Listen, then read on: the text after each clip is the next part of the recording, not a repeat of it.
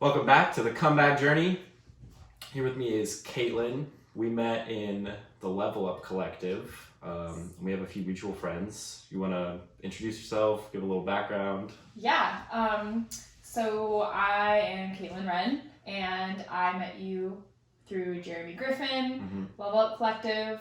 I am currently an online fitness coach for women, and that's something I dove into in the last year and a half.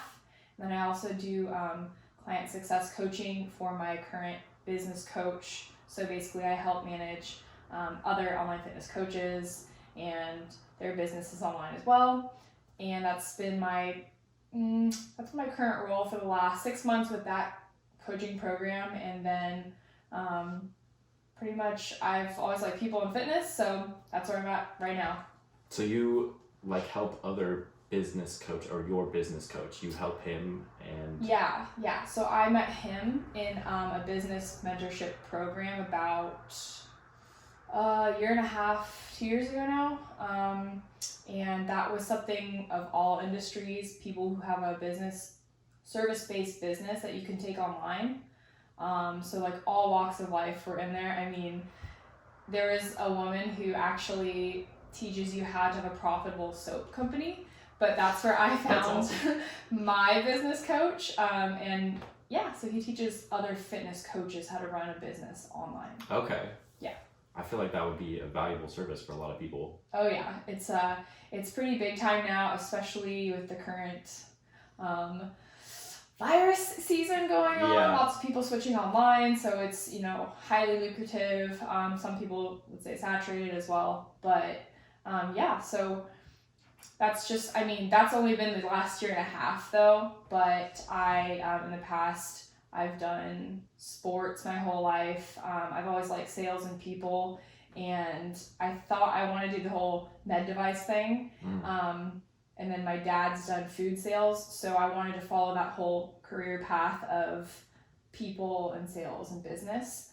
But I just kind of pieced together in the last couple of years that it just wasn't for me. So that's why pretty much so it's a long story, but I met my friend through a wiener dog beach party. I'm obsessed with wiener dogs. That sounds like an awesome party. Yeah, so I actually met one of my good friends, Samim, there. At the time he was dating a girl, and we had this whole Instagram platform, really amazing Instagram, I met, who had wiener dogs. And we all showed up to Ocean Beach here in San Diego, and that's where I met Samim. And we just continued being friends over the years. And he told me, hey, have you ever thought about maybe jumping into fitness? And that's kind of where we went down the rabbit hole with, I've never been a personal trainer, but I actually was like, okay, sure. So he talked to me about it, and I was with Staples Office Company selling office supplies memberships. And then pretty much he talked to me for about a year, and then I quit my corporate job and just jumped right into the mentorship program. Damn. So, yeah. But that was crazy. I mean, when I look back, it was like Thanksgiving, 2018. And yeah, I mean, I don't even know where to begin with all this craziness. Okay. So let's back up a little bit.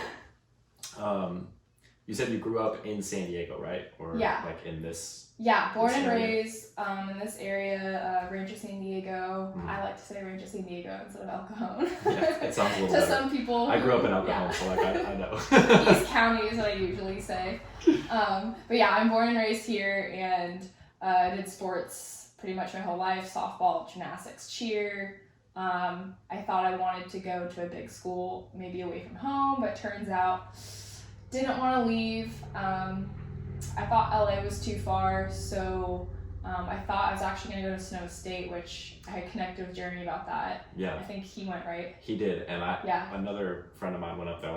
I've been up there to visit another friend, and it's so nice. It's so pretty, but I went there twice to visit, and it just didn't feel like I wasn't excited to be there, and I thought also because it wasn't just a drive from home. Yeah.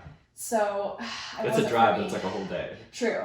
Yeah, so I was 8.5 like, hours. you know, my dad was telling me, you know, you can't just come home every weekend. Like, it's not that close for you, Yeah. and you're going to be busy with softball. So I, the day before freshman orientation for Sonoma State, I had signed a contract, scholarship, everything. The day before, I was like, sorry, coach, like, I can't do it. So I got lucky, and I stayed here at Cal State San Marcos, and I played 4 years there. But I got to have my family come watch me, and that's all I cared about.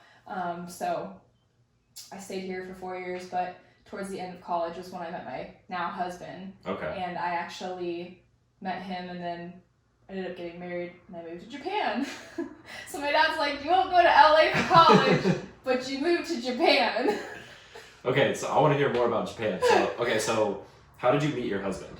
So one of my girlfriends at the time, this was like our first summer, we were 21. I don't know if you're familiar with In Cahoots here in San Diego. I went there like 3 years in a row on my birthday. Yeah! For like the Wednesday night specials, yeah. Yes! We loved country bars, like, again, first summer being 21, and she, you know, was the one who took me here, and we had fun on the Wednesday nights, and at the time she was dating one of his friends, and I met him, like, country line dancing and two-stepping pretty much. And he was just finishing his training with the Navy here in San Diego. Okay. So, you know, he's from Texas, Louisiana. I say both because he's got family in both sides. Okay. Big LSU fan. But yeah, I met him there, and pretty much he was going to Japan in about a month and a half. I met him, and I was like, well, shoot. So we made it work, and he ended up flying me out there. He left September.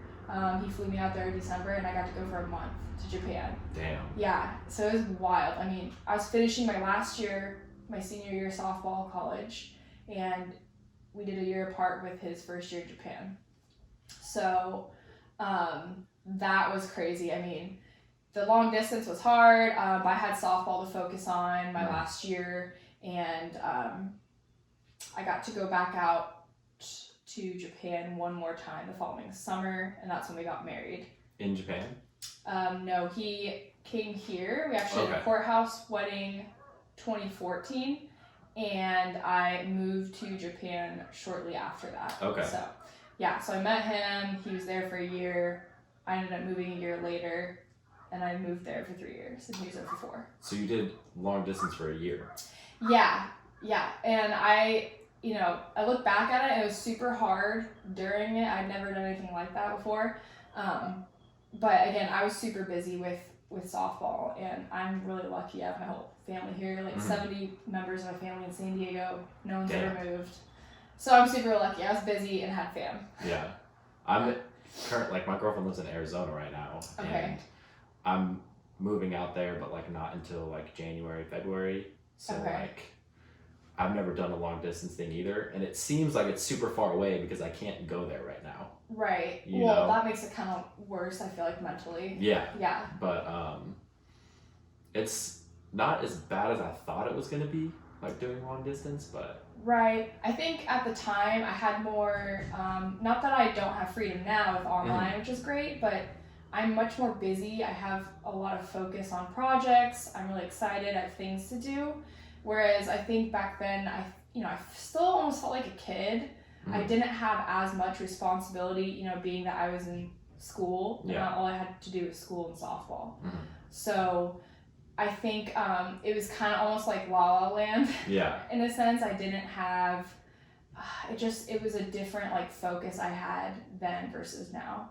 So it was really hard. I mean, when you do long distance and you say goodbye to someone for like 2 months, I mean, it was a lot more traumatic. Yeah, I'm sure. Back then. Because when I moved to Japan, it was great and exciting to be together, but he was still deploying. So he'd be like gone, off and on. He was gone a total of 9 months out of the first year. Damn. When I moved there. So I was like super happy, oh, you're home! And then I had to say goodbye for about 2 or 3 months. And I'd be like really sad, and he'd come home again for 4 weeks. It was like this, like, oh man. It was bad. So where in Japan did you live? So I was there we're an hour south of Tokyo, Okay. and it's called NAF Atsugi Base, and that's a naval air base. Okay. So he flies in helicopters. Awesome. And it's a small base, but everyone knows, I feel like Japan military, everyone knows Yokosuka and Okinawa. And Okinawa's the island, but yeah, we were only an hour from Tokyo, and the next biggest city was Yokohama, so I had a really good time. Like, I miss it so much. I always say, like, a piece of my heart left in Japan. Like, people are so polite, it's so safe, love the food. I mean, you can leave your bike out on the street and no one's gonna take it. That's so way different than here. Yeah, like, I it's could like be gone 30 minutes. Crazy, yeah, like, just the difference in the airport as soon as you touch down in the States, like, when I come home for a visit, like, it was sad. Americans, like, we're assholes compared to them. I was, like, embarrassed. Every time we'd be out in Japan at bars and we'd meet people, I'd be like, oh, I'm from San Diego, because for some reason San Diego and, like, Los Angeles to people, it's, like, has way more, like, positive connotation than, like, America. I don't know. I mean, I just got better That's just feedback. like the experience that you had. Yeah. So you just decided to say San, but it's true, San Diego, you know. Yeah, or I mean, again, it's just like a big city people know. But I was there for 3 years, and pretty much we lived on base, and I was pissed when we first moved there because I thought we were gonna get to live off base. We watched a lot of our friends get houses off base, and the rules are a lot more strict for military overseas because you are on foreign land, like we are visitors essentially. So we just had curfews to abide by, very strict, like no tolerance drinking. So if we were going out, we always took the trains if we're gonna drink. Pretty much wouldn't worry about driving at that point. So but I lived on base, and I ended up doing just part-time gymnastics coaching with kids, and it kept me busy. And obviously going to the gym a lot, and we bought a little wiener dog in Japan. That's how the wiener dog started. Actually, I've had them before that. Okay. But yeah, the love for wiener dogs continued.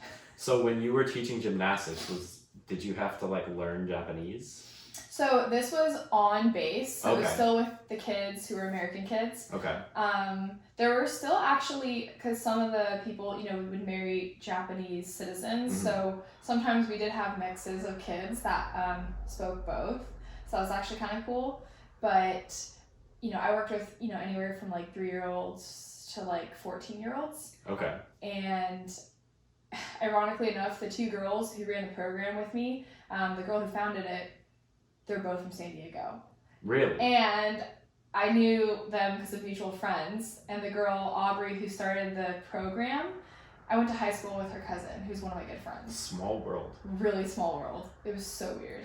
But it was awesome. And the other girl who ran it, she graduated my year at Granite Hills. We had all these mutual friends, and I met her in Japan. And she lived in my tower, like 3 doors down from me. So we just go up and down to each other's places, have fun. It was like college. That's cool that you, like, had people out there that you knew, or, like, did. not that you, like, knew, but, like, that you can connect with on, like, a different Yes, level. like, it was so weird. I mean, because when you're overseas and you're on a base, it's a really small bubble, and that's like your community. That's it, as opposed to going out. Like, you can make friends, sure, but the language barrier is a little difficult. I'm sure. So yeah, I picked up what I could, but it was still pretty difficult just connecting. Like, it's not the same as being in San Diego by yourself. Yeah, we can just, like, strike up a conversation with somebody. Yeah, definitely, like, not like that. But there are apps for that now. Yeah, what is my brother was telling me about one, I can't remember, some app where you can, like, he used it in Europe, where you can, like, translate on the go, and, like, You can literally speak into your phone and it will say it for you in the language. So it's funny because my husband had a lot of single friends too. So we all go out, and we're all about the same, like, age. Everyone was pretty close to probably, like, college age, like early 20s, I'd say. And you'd see, a lot of guys go out and meet, Japanese girls, or, like, actually lots of foreign people. There were a ton of people from around the world, and guys would go out and they would actually speak in their phones to the girls. And it was just like so wild to watch that. I mean, because they were on a date kind of, but that's how they communicate more or less. Yeah. Some of the girls could pick up English fairly well. But that's how the guys like would communicate with the girls. Like, that's so crazy. Sure, they'd use Tinder and they could get by with a little bit of text, but it was wild to watch that. I would feel like so out of my element doing that, you know, like. Yeah, because I mean, majority of the girls are Japanese, unless you do find the few. There's lots of like Australians or girls from New Zealand guys who connect with, and they speak English, but you know, those are as popular as Japanese girls. So, man, it was great. So you lived on base the whole time you were out there? Yeah, we were in this like really tall tower. But when I first moved there, we actually stayed with one of his friends off base, because the whole off base, it's like ultimate freedom. I mean, you don't have to. You're supposed to abide by. Sorry, Navy, but you're supposed to abide by the curfew. But you know, you don't have as much being checked on per se. So he lived walking distance from a train station. So all the friends who had houses off base, they were typically single guys, because if you're married, you have to live on base. Oh, okay. So the guys, we'd all always congregate at someone's house, and then we'd go to the train station and go out. Okay. So that worked really well. And we were there for like a couple months at his place, and then that's when we moved to ours on base. But it's like a very small, tight-knit community. And again, like I was in my tower with, you know, there's like probably 2 or 3 girls over the course of 3 years that I was friends with. And it felt like college dorms, because we just go up and down the stairs to each other's places, like, what are you doing? And we'd hang out, go to the gym, you know, go to Yokohama together, like go to all like the cool like ramen places. I mean, again, I felt like it was seriously La La Land, like, because I didn't have as much responsibility at the time. Yeah. So you were just doing the gymnastics coaching, and that's what you did to like get by while you were out there, as far as income pretty and much. keeping busy? Yep. And then you know, he was gone off and on, because they didn't have a set schedule. It's a little different over there for that deployment type. But I got lucky. I was able to come home actually whenever he was gone. Like towards after the first year, I realized I could come home. I'm very lucky. My parents would fly me home every now and then. So I had the best of both worlds. I probably came home almost every 3 months, like clockwork. That's cool. Yeah. You had like a little chance to like get away and still see your family. And So I was lucky. But I also had my like little wiener dog to keep me company too. And I'd take him on the trains with me. And I had one of my girlfriends too. She came to visit me as well for like a week and a half. Yeah, that's a good friend. Yeah. And I told all my friends, I was like, oh man, like you guys gotta come out here. Like all you have to do is buy a plane ticket and just have some money for food, because you'll stay in my place for as long as you want to. Like you don't have to pay for anything else. But just the one trooper made it out. Yeah. I mean, that's it seems like an intimidating thing to like fly to Japan. It is, especially because when you get there, it's just a little funny to navigate with, again, like the whole language barrier. But like I tell everyone now, you should totally go to Japan, but it helps when you're there with someone who's been there, because again, just like the language. Yeah. Have somebody to like show you around like the trading systems are kind of funny, and you know, you gotta get like a little card to pay and load money on, and if you haven't done it before, like I'd freak out if I can't figure it out by myself. Yeah. Oh man. How long is the flight out there? It's probably, I think it's, I can't remember which way is longer. I feel like it's longer flying there, like maybe 11 hours. Damn. But when you come back, sometimes it's like 8 or 9.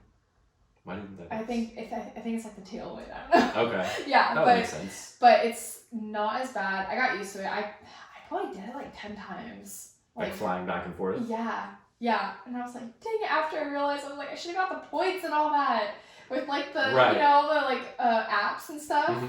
It's like, damn it, I would have had like 1 or 2 flights for free by now Yeah. with all the miles. I know. I like try to rack up my points, but I don't fly a whole lot. So like. Yeah. So I was like, I mean, that or the credit card, but I was like, damn, I totally messed up on this. I had probably like, I think it's like 10,000 miles or close to it. One way there? I don't know, like 9? That's a lot of miles. That's a lot of miles. No. So did you, like while you were out there, are there like crazy like tourist spots that you can go check out? Is there anything like cool to see in Japan? Oh my gosh. I mean, I'm sure there is a lot of cool stuff, but like. I really want to go back, first of all, because there's so much to do. I feel like I didn't even scratch the surface of what I could have done when I was out there. But yeah, I mean, being near Tokyo itself, there's so much to do. And then by far, like I tell everyone, you have to go to Kyoto. And that's very well known for like cherry blossom season. Okay. And then it's like the 1,000 Torii Gate Shrine. Torii Gates are the red arches you'll see.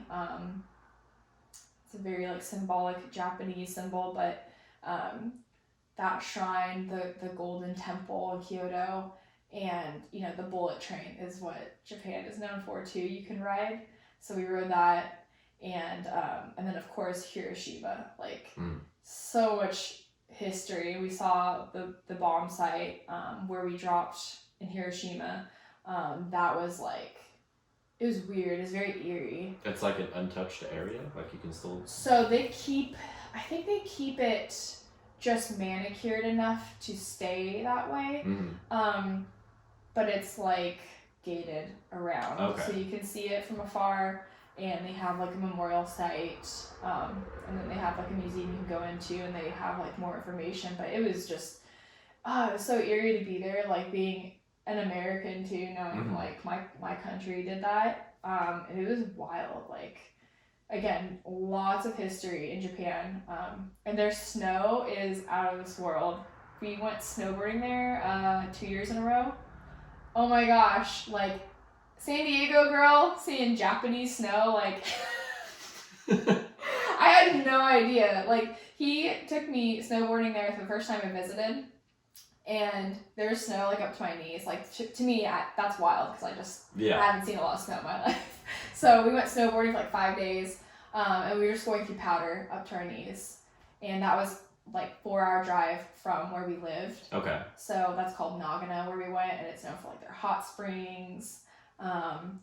So you go like snowboarding all day, and then you go in the onsen, and those are a little different for Americans. We're probably not as used to it, but like there's all gender, like guys and girls, but you go naked with everyone in the onsen. What's an onsen?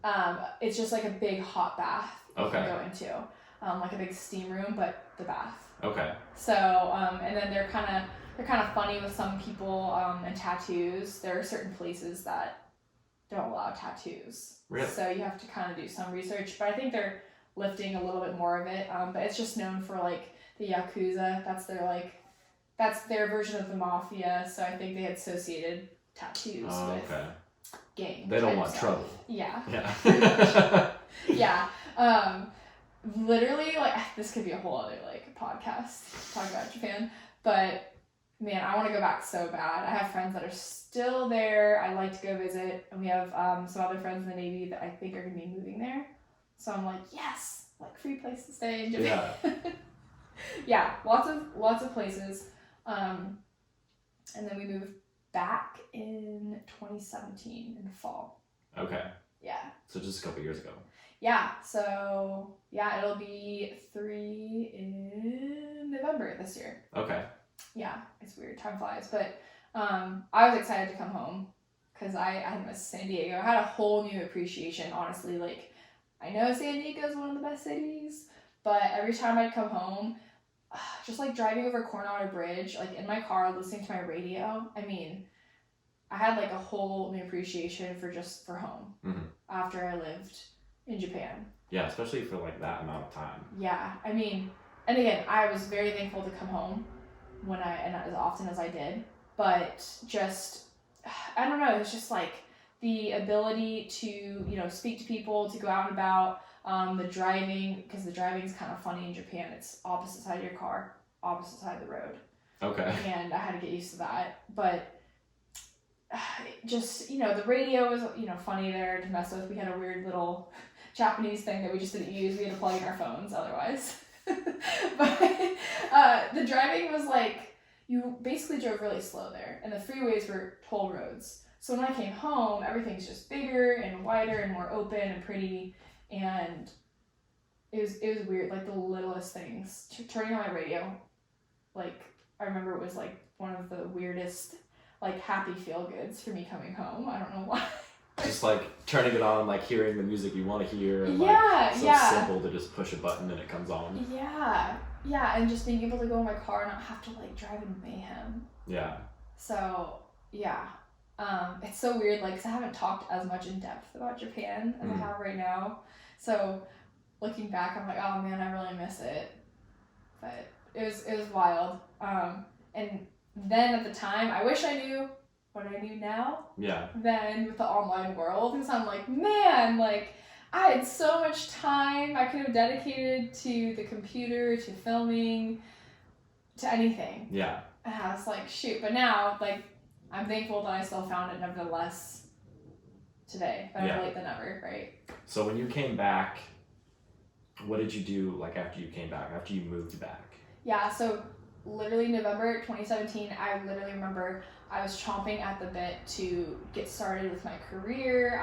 I'm very competitive and I really wanted success for myself. I'm very much like my dad. I watched him in food sales. He worked for Cisco Foods for, I think over 20 years, and then he switched to a different company here in Carlsbad, another food company, but I so wanted to do that. I wanted to tap into the food industry like him. I just saw all these like really great relationships he had over the years, and just all the parties we always had, whether it was for the holidays, just something that was like friendship and business. Mm-hmm. And I loved that, and I really admired my dad in that way. So I was like so excited to come home and like finally get going, because I put my career on hold when I went to Japan, and that was like a really big like ego hit for me. Yeah. I was very much like, I went to college, sales, like med device, or like, something with food. And I came home and I jumped right away into an interview, and I started with Staples Office Company in January 2018. Okay. So it was an outside sales position, pretty much all of San Diego. I was selling business memberships. It was like, sell a $300 membership for a year. It's kind of like a Costco for your business. So I went to any business that would pretty much buy that and needs some sort of office supplies for their company. And while it was like a lot of fun for me to be in the office, people joke about us, like literally the life was like the show The Office. I love that show. pretty much like Wednesdays were call days, so we'd all be in the office together, and we're all around the same age, because this is a intro outside sales position, so there were lots of us in our 20s. And there's like a team of like 7 or 8 of us. Okay. And we all had like little cubicles, and we like be messing around. We're booking calls, we're, like, throwing like paper airplanes, whatever, messing around with each other. So fun, but just I was so not like driven and excited to, like, with what I was selling, and I just couldn't like get into it. But I loved like our meetups. I loved working with people. And I loved the freedom of going to meet, potentially other really great people. Not everyone was really excited to talk to me on the phone to sell a business membership for Staples. But that was a really good practice for me before I switched gears to online fitness coaching, because a lot of it is over the phone when you are calling someone, or, FaceTime, whatever. But it's the whole sales, like, cycle, like, of, digging for pain. Like, I had all these, like, great foundational skills to take with me. And people skills and overcoming objections. So like, I'm very thankful for that. But I was there from January to November of 2018. Okay, so almost a whole year. Yeah, almost a whole year.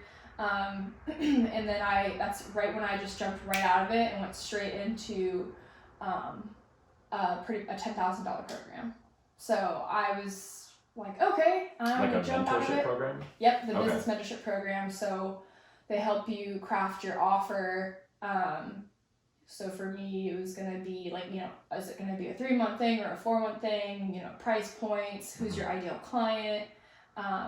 They take you from like start to finish with all that. Okay. So, and then that alone, I mean, I met hundreds of people, and I got to go to a live event that they put on, even though we're all online, this program, they put on an event in Nashville, one of their headquarters, and I went there in spring of 2019. Okay. So that alone, just the people I met, that investment itself was worth it, because that opened the door. I mean, I'm a big networker. I'm very like extroverted, and I love to go out and meet people and make connections. So that was like a huge like snowball effect for me, for sure. So why the switch from like originally like food sales or something in that realm to fitness? Like, right, I know.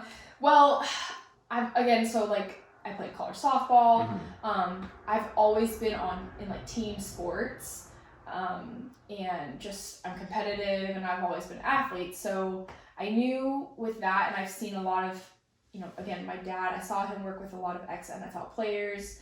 I've seen, and Stryker was another company, so med device I was looking into, and I just saw a lot of athletes in sales positions, and I liked the whole camaraderie type feel. So I knew I wanted to keep working with people and still be competitive, and I thought, why don't I tie in, my fitness, my love for fitness, my knowledge, and literally getting to pair like best of both worlds. And again, my friend Samim, he had been a trainer for years in LA, like in West Hollywood at Equinox. Then he ended up switching to online coaching for, by this point, 5 years into it, and then he started educating me on the whole background. So I realized the potential and the freedom and just all the things tied together, like it just, why wouldn't I do this? So that's why I jumped full-fledged into this, because the food industry, while it was something, it seemed fun, I always say that I'm like a millennial version of my dad. So it's like I still do some of the things he does, but more like with my fitness now than like the online world. That's cool that you were able to like integrate those skills and like that background into what you wanted. Right. Yeah, and I really love, and San Diego is so prime for entrepreneurs and coaching pretty much of any sort. So there's so many events, that you can go to. And I always say I'm like such a little networking creature, because I love to go out and meet people.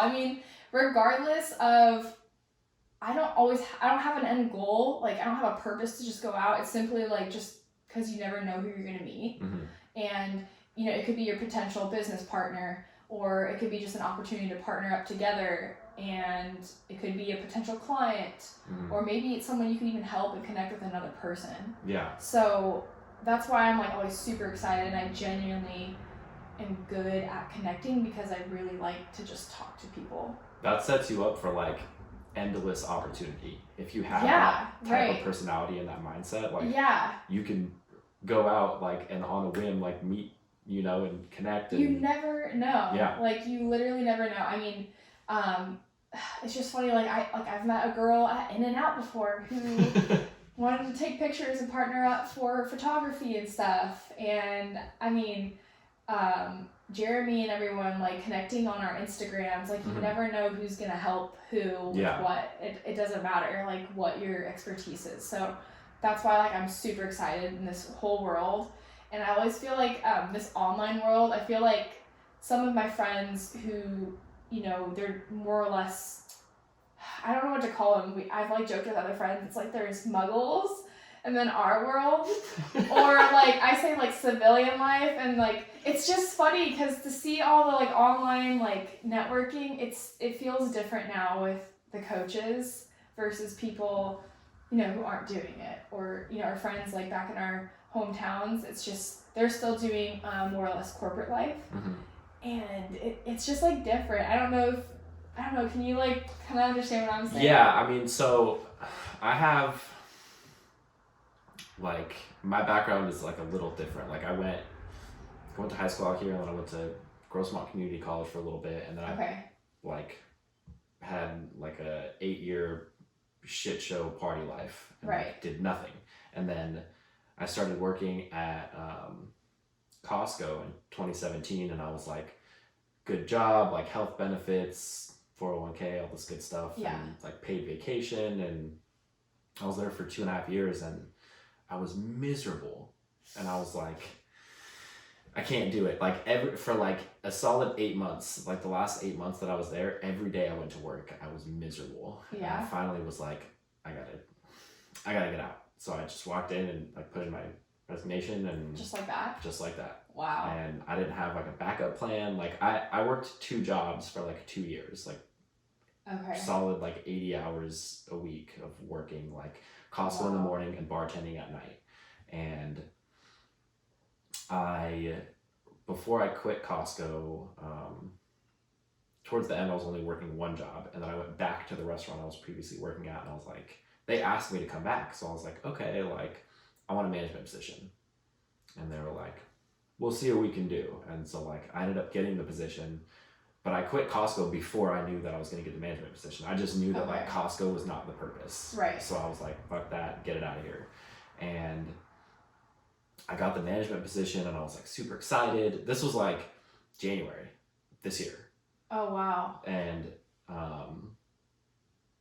I was talking to my girlfriend, and she was like, I was like having these doubts now again about this job, and I was like, but they came on much faster. Of like, this is not what you're supposed to be doing, you know, like internally. And I was like,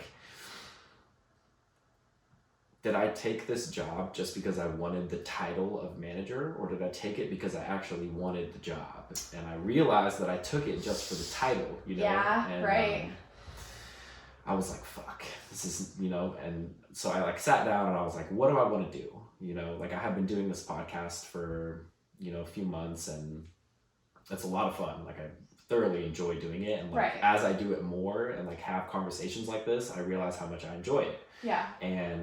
But I also really like the real estate world. So cool. I started looking for like property management jobs to like get my foot in the door. And then like the coronavirus happened, and like nobody's hiring. Yeah. I was like looking to get out of that restaurant, and then the restaurant closed. And so like sign from the universe. Maybe, oh my God. You know? So I was like, all right, well, now I don't have any excuse to like not do what I wanted to do, right? So I like signed up for a course to get my real estate license. I'm like, I've been like not studying as much as I could be while I have all this free time, but like I like signed up for the course, like a 12-week program, and then to take the test to get my real estate license. And then I also just signed up for the Jeremy's business mentorship program. Woo! Congrats! So this is like the end of my first week in that program. Oh my gosh. What do you think so far, first week? It's awesome. Like all of like the little video modules. I'm so excited for you. He sent me a planner in the mail, and like, I was like, yes, this is amazing. So I was hesitant because I don't have like an income right now, you know? And I was like, why? Like, I feel like I'm just making excuses as to why I can't do it, you know? And I was like, that's the, like, didn't we just talk about this on the call? Like the ego keeping you safe. I don't know if you were on the group call recently. Yeah. It's like, but you're supposed to feel a little like that's scared, the thing. Like if you're not feeling like a little like scared, like maybe that's not the thing. That's you not know? Or like maybe you just have too much of a DGAF attitude. I don't know. Right. Yeah. But you're supposed to have a little bit of, you know, feel a little bit of nervous, like scared. Yeah, like you should be uncomfortable. Yes. If you're gonna be making that shift. Yeah. And the other thing is like with investments in yourself, like a business program like that, or when you go and like do this high ticket like program, the ROI is what's supposed to be worth it. Like what you're gonna get out of it. And like that's something I have looked at in the last year and a half. I probably have spent about almost $50,000 on myself. Like the way I see it, it's not a waste ever. It's knowledge and like experience. and you're putting money in to make more money. Yeah. So it's like one of those things, like with the business, like you're literally putting money into something that's going to bring you more money and happiness ultimately. Yeah.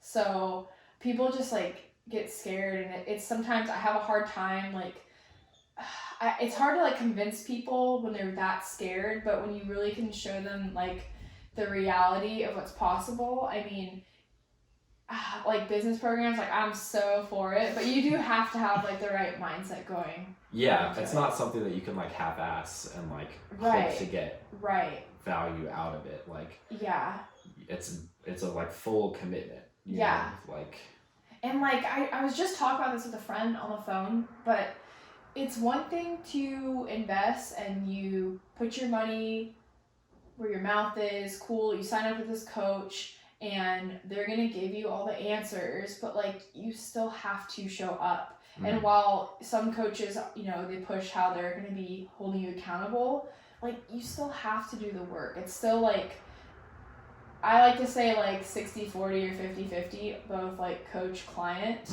because the coach can't do it for they're not just going to like run your life for you. Yeah. Like make all your decisions. You have to be the one to like you have to want it, and then you have to like want the end goal. Yeah, they can't want it for you. Right, but you also have to want to do the work to get there. Right.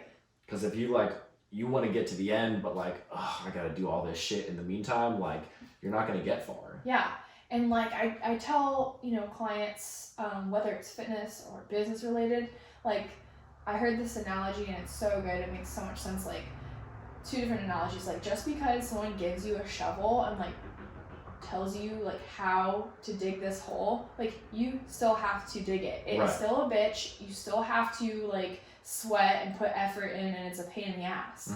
Or same thing with like running a marathon. Like you know all the details of like what you're gonna have to do, but like you still have to do it. It still sucks running that long. Yeah. Like just because you have all the answers, it doesn't make it any easier. Like you just get there faster, but like people say like you gotta eat shit a little bit. Right. And that's just the reality of it. So if someone wants to start a business or you join this program, like it's not for the faint of heart. Yeah. That's true. That's like, true. That's just, it is what it is. Like, I'm very much a person who wants to feel good, and sure, maybe some hand holding, but I also am fully aware that like I'm still responsible for taking action in my business and in my own life. Yeah.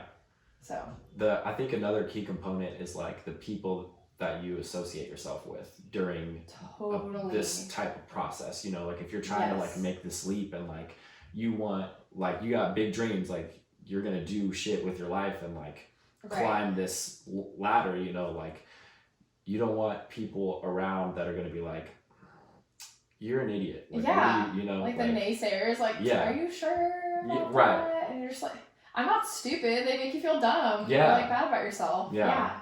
You don't need that. No. Ain't nobody got time for that.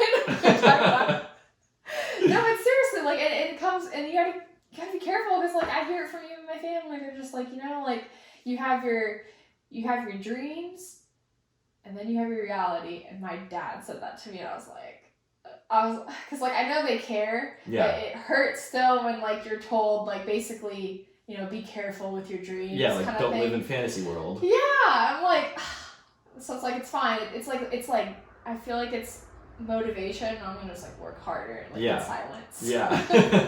like I'll show you. I'll pop up at the end and you're gonna be like, I knew it. I knew I you told were you. Yeah. Yes. Oh yeah, man. Pretty much. So what's so you've been doing the fitness coaching for like over a year now, right? Yeah, I got my first client like pretty much all within starting that business mentorship program 2019 coming into the new year.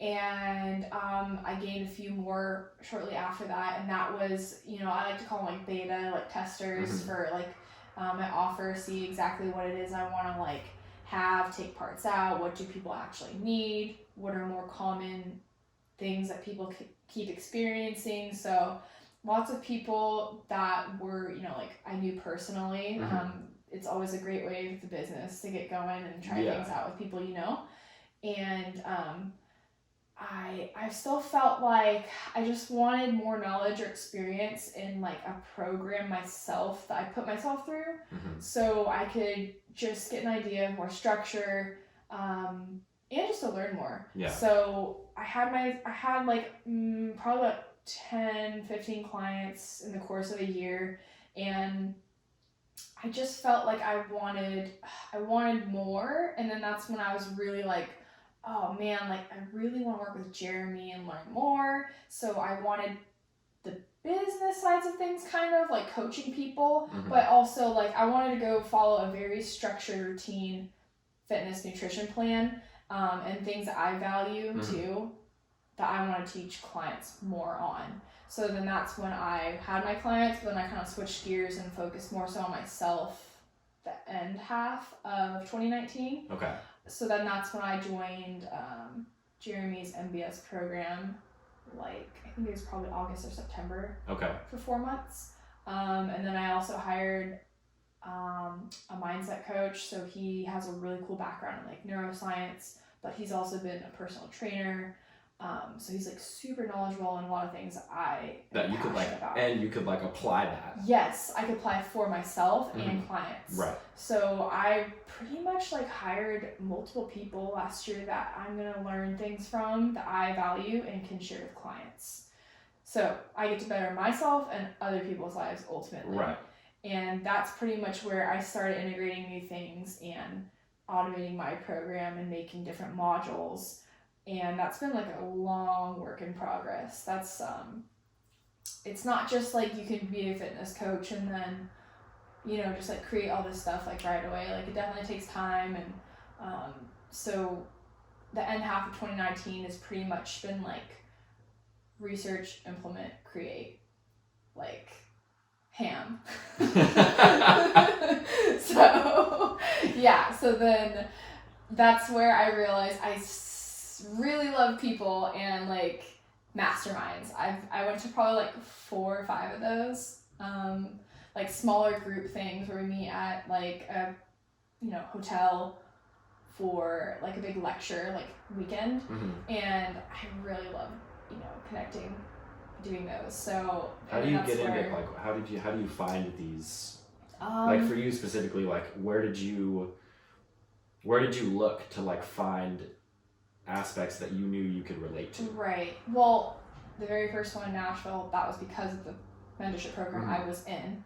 And then I met that business coach of mine, Will Nelson. So then I worked with him through the course of 2019. Okay. And then through him, he has a coach who's like 1 tier up from him and teaches overall business programs.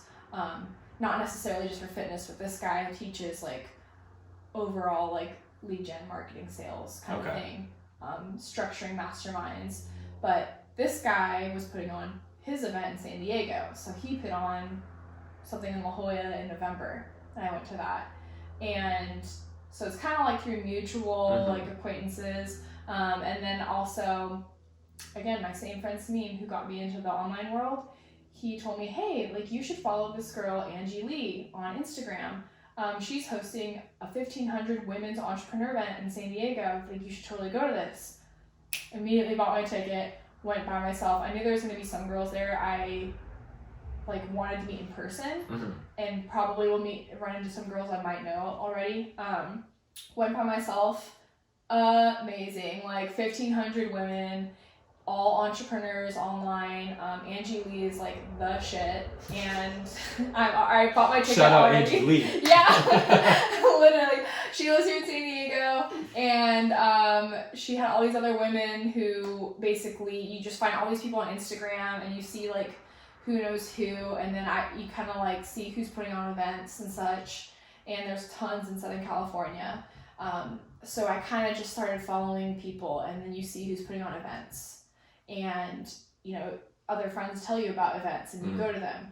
And actually, last year in spring, I found an online fitness business coach who I was watching, went to Phoenix, and just went to that event on a whim by myself because I've been following his content. So he's like, oh yeah, you should pick up so-and-so along the way. You guys can carpool from like LA.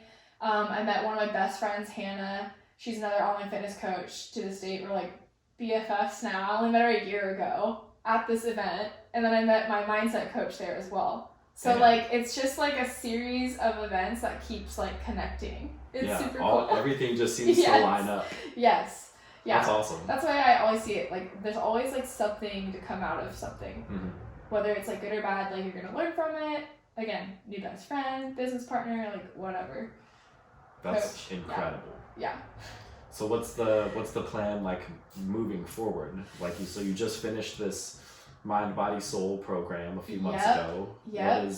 What's the plan moving forward? Like, do you still have these mentors and coaches? So right now, like I currently do not have a mentor that I like specifically like hired and am paying. Okay. So I'm glad, because I feel like at some point like you really do need to take a break and like implement and like not always.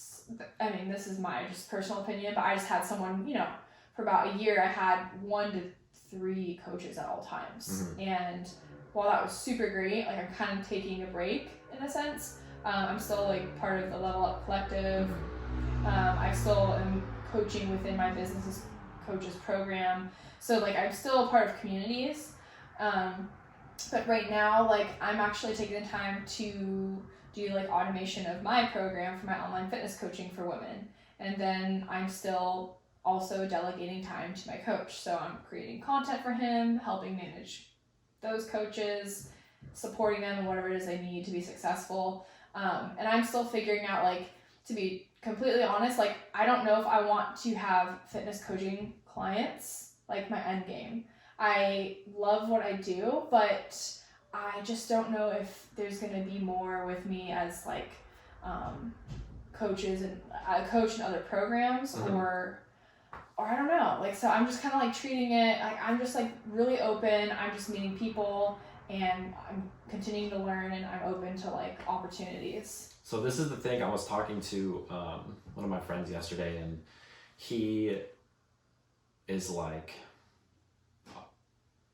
on the cusp of like he wants to start doing like his own business, like start up his own thing, and he was like, I just don't know if it's going to be something that I want to do the rest of my life. And I countered with, maybe it's not, but it is something you want to do right now at this point in your life. So like do it, and if it turns out like it's, you do it for a little while and like you find something else, like cool, do that. But like you don't have to pick something and stick with it forever. Right. You can, like, there's endless opportunity to like mold and have variations or completely switch to something else. Yes. I think the main thing is that you just do it. Yeah, like you really just gotta like go full in and give effort.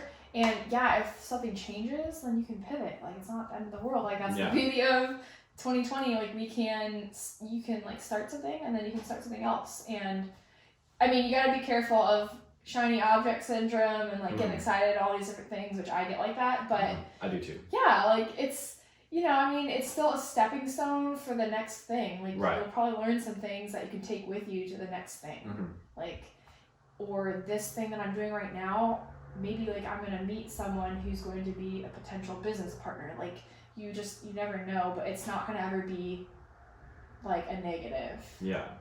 Like, it's just all part of the stepping stones to the next thing.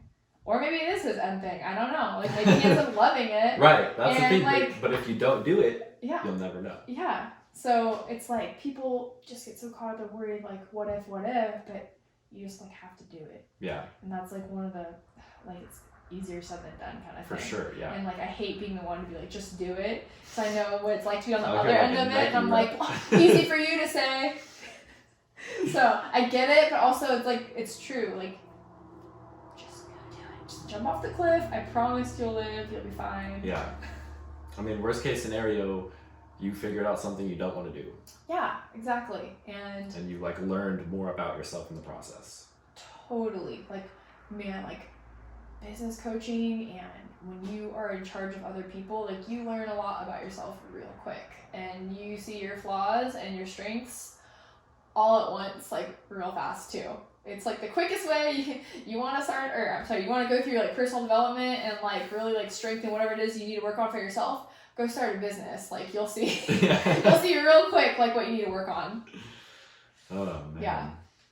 Well, I think that about wraps it up for me. You got anything else you wanna like shout out your Instagram? That was all the things. That was all the things. That was all the things. And there's still more too, but Instagram Kmacwren, Kmacwren, KMACWREN. Cool. All right. Thanks. Well, yeah, this is a lot of fun. We should do this Yeah, again thanks for sometime. having me. I wanna hear more about Japan. So. Yeah. Plenty of podcasts left. All right. Cool. Sweet. Thanks, guys. Until next time. Signing out.